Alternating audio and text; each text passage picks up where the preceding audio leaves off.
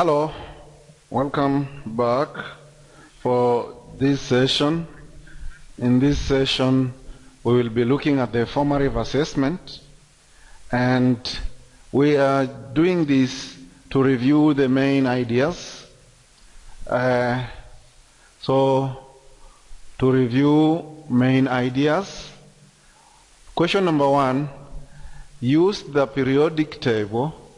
Use the periodic table to write the names for the following elements. That is, an element with symbol O, S, Cu, and Ag. So, the element O, the symbol O, stands for oxygen. So if you look at the periodic table, you will see that O stands for oxygen, S stands for sulfur, S stands for sulfur, Cu stands for copper, Cu stands for copper, Ag stands for silver. Ag stands for silver. So if you go back to your periodic table, you will find out that. So let's go to the next question. Question number 2. Question number 2 reads, use the periodic table to write the symbols for the following elements: iron, nitrogen, calcium, mercury. So here they want us to write the symbols. So they have given us the name of the elements. The first one is iron. So iron can be written as Fe, then nitrogen. Nitrogen is represented by symbol N. If you look at the periodic table, you will see this. Calcium is represented by Ca. Mercury is represented by Hg. And lastly, we have gold. Gold is represented by Au. So I think gold is not even here, but these are just examples for symbols and the name of the element.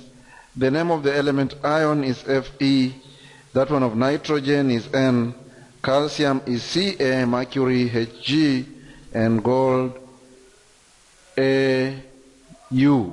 So let's go to the next question. Let's go to the next question here.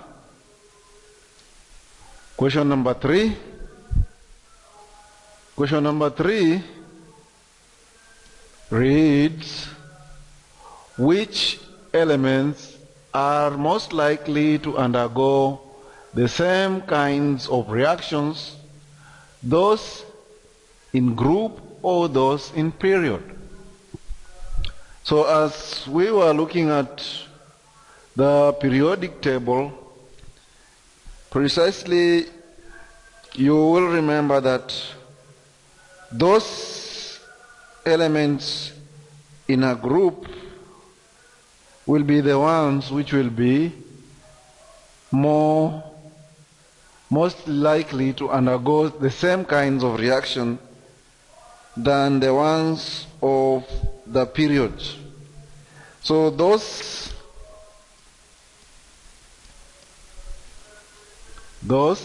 elements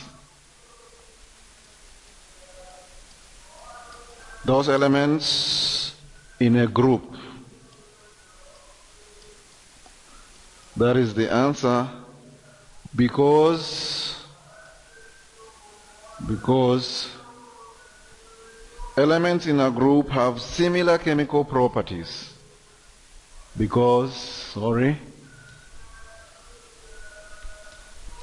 Elements in a group have similar chemical properties. Similar chemical properties.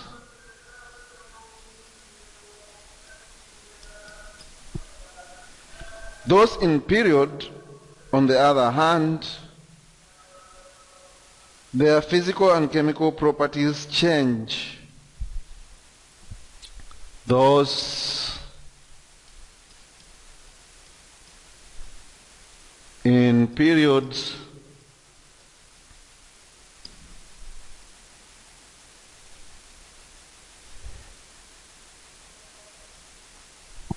their physical and chemical reactions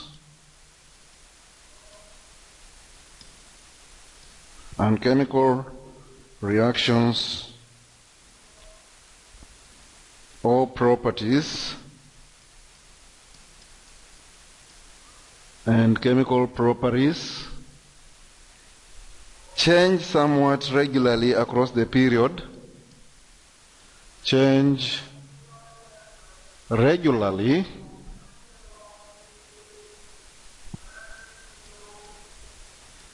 somewhat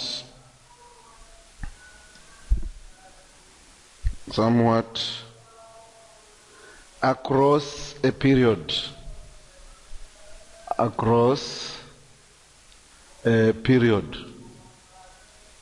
So if you are looking at the periodic table, as you move vertically from your left to right, then their properties will change.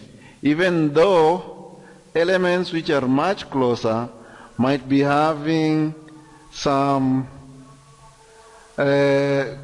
similarities in terms of chemical reactions, as you move about around the group, that does not happen, but rather it becomes, they become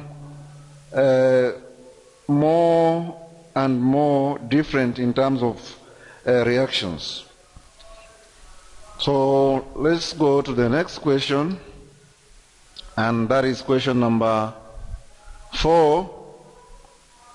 Describe the main differences between metals, non-metals, and metalloids.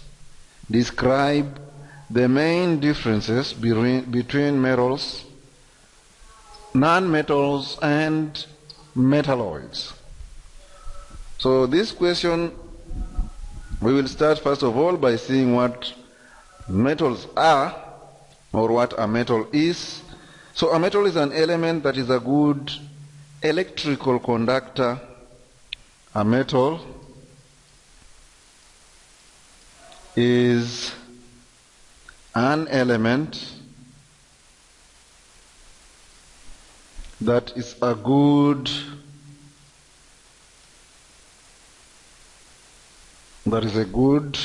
electrical conductor.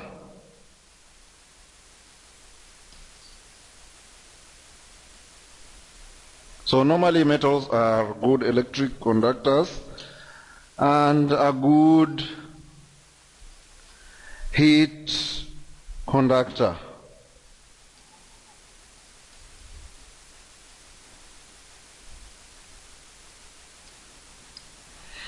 When we come and look at nonmetals, unlike metals, nonmetals are elements that are poor conductors of heat and electricity. Unlike metals. Non-metals are poor conductors,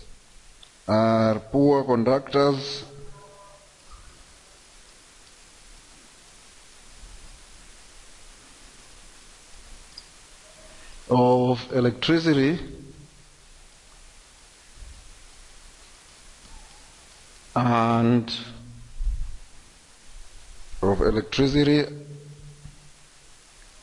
and heat. Metalloids, on the other hand, have some characteristics of metals and some characteristics of non-metals. Metalloids have some characteristics of metals and non-metals. Metalloids have some characteristics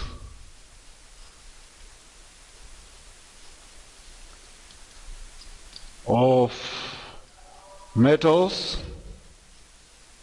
or non-metals. These are not the only differences that are here. Also, in terms of physical outlook, metals are shiny. Metals are shiny. Metals also are ductile. Metals are ductile, which means they can be hammered into flat surfaces or sheets. They are also they are ductile and not brittle, but non-metals, these are metals. Non-metals are brittle, which means they are easily break.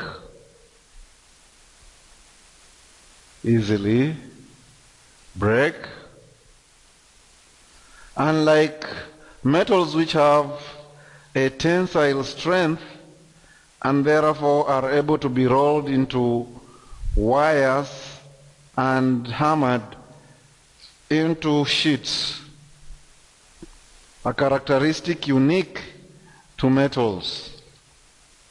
Metalloids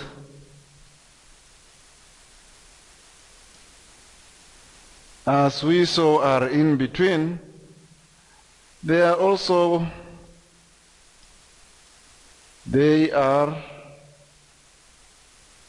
brittle, but not as brittle as non-metals. So they are not as brittle as non-metals. Those are some of the differences between these elements. Let's look at the next question here, which says a critical thinking. So here you are supposed to think critically. Inferring conclusions. If you find an element in nature in its pure elemental state, what can you infer about the element's chemical reactivity? How can you tell whether that element is a metal or a non-metal? How can you tell whether that element is a metal or a non-metal?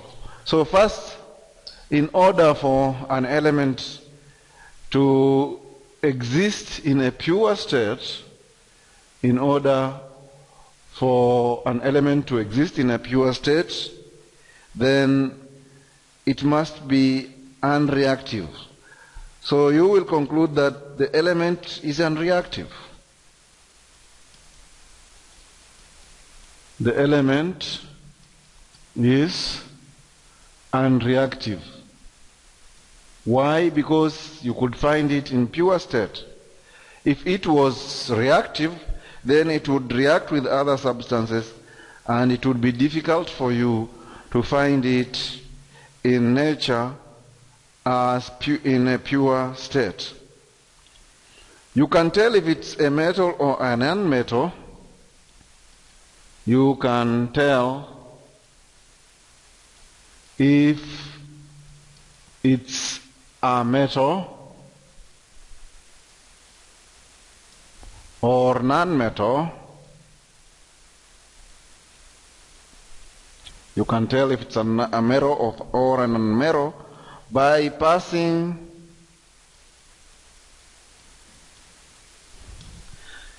electric current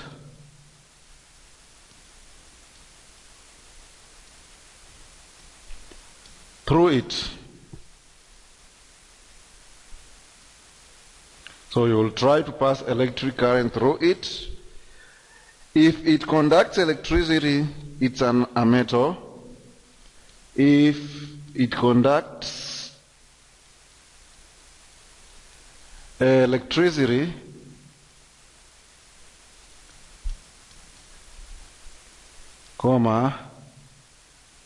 it's a metal.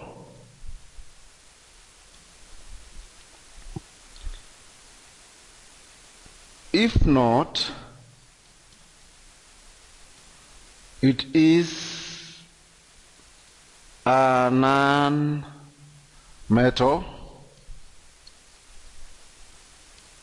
But this is still not conventional because some non-metals are also known to conduct electricity.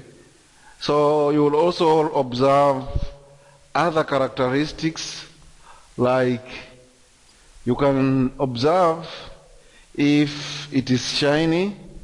Observe if it's shiny. If it is shiny and brittle. If it is brittle, that means it breaks easily, then it may not be a metal.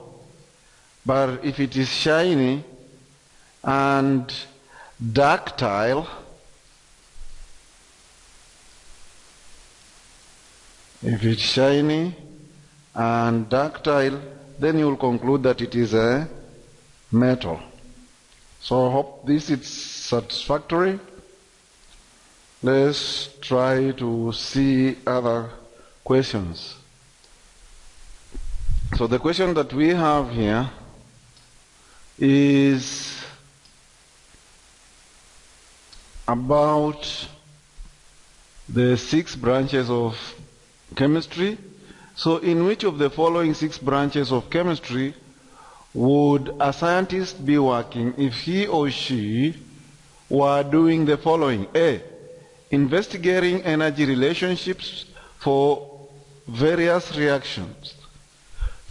So if he's investigating various relationships, this is physical chemistry.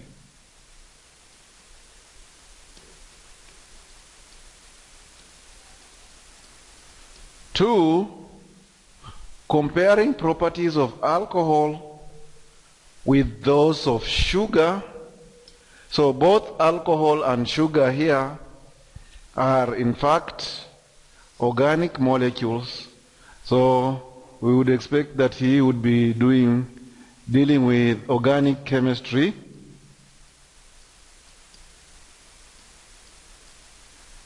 Organic chemistry. And 3, studying reactions that occur during the digestion of food. If he is observing reactions that occur in a living system, then we can conclude that this is biochemistry. Biochemistry. Biochemistry, which means chemistry of life. The next question here says identify each of the following as an example of either basic research, applied research, or technological development. Number one, a new type of refrigerant that is less damaging to the environment is developed. So if he is developing a new type of refrigerant, it means the first type was problematic and this guy is trying to solve a problem. So in this case, we call this, he is dealing with applied research. Applied research. 2, the new element is synthesized in a particle accelerator. 2, a new element is synthesized in a particle accelerator.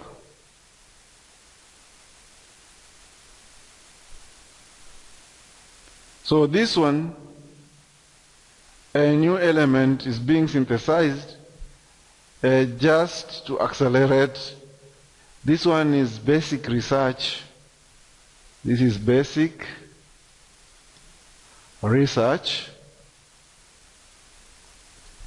And the last one, a computer chip is redesigned to increase the speed of the computer. This is technological development. Technological development.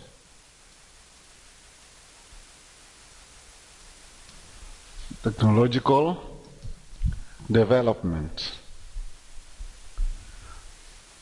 The next question here is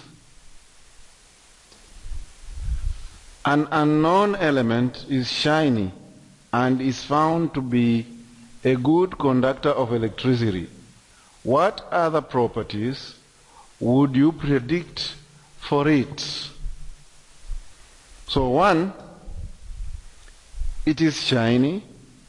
2, it is a good conductor. So this is a metal.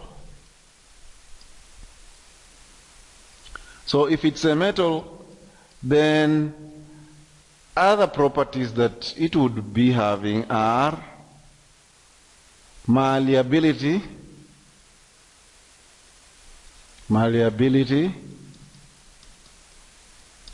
which is ability to be rolled, ability to be rolled into wires, and the next one is, apart from it being malleable, it is also ductile, which is ability to be hammered into sheets,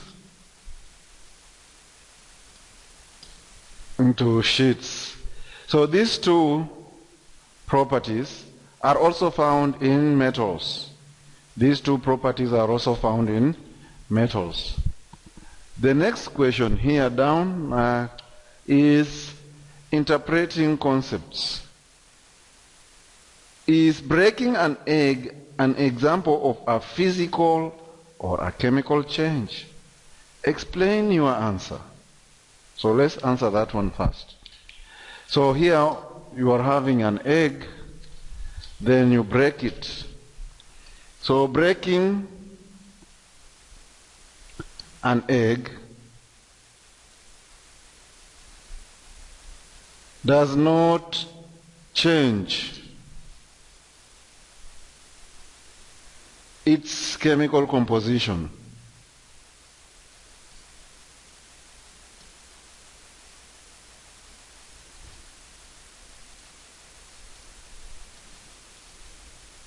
So if it's not changing its chemical composition, then this is a physical change.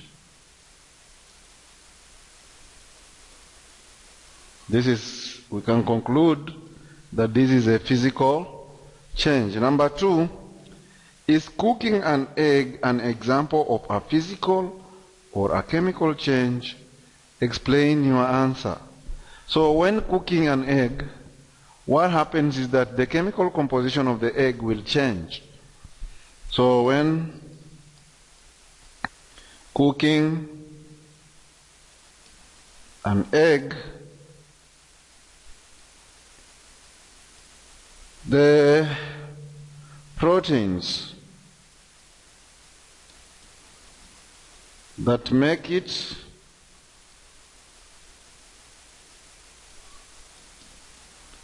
will be denatured, which means they will change their structure, and by changing their structure, they will change completely. We cannot reverse this. So this is a chemical change. This is a chemical change, because in a chemical change, you cannot get back the substrates in a reaction. So we will stop here.